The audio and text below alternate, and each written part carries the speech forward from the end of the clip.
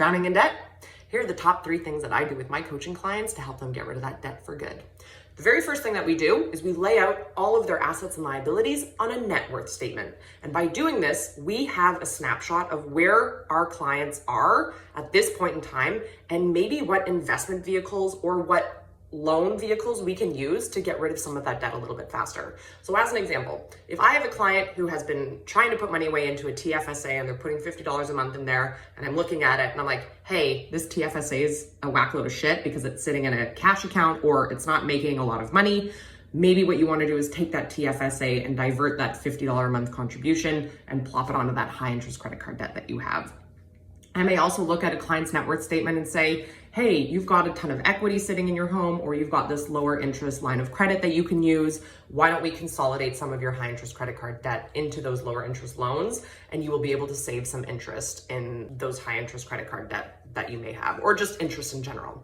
So that's the first thing, is just do an audit and write out all of your assets and liabilities, and you can give yourself a little bit of a snapshot of where everything is.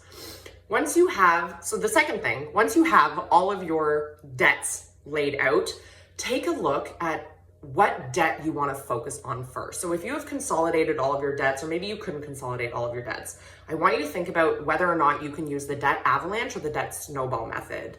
The debt avalanche is where you focus on the highest interest rate first, and you make the minimum payments, or a little bit more than the minimum payments, on all of those other debts that you have.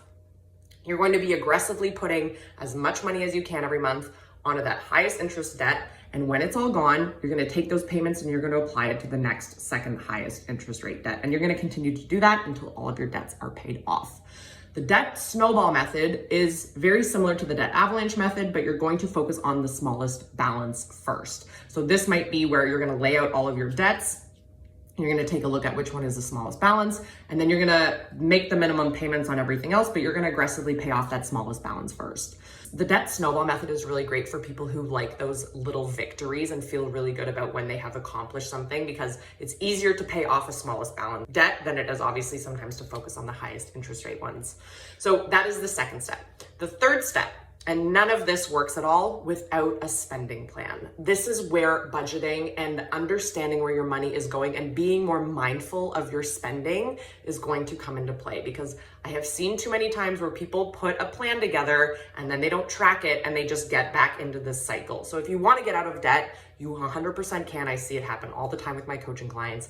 If you want to meet and talk about how I can help you get there faster, comment meet below. You can also check out my Ditch the Debt program that I offer online, and let's crush this.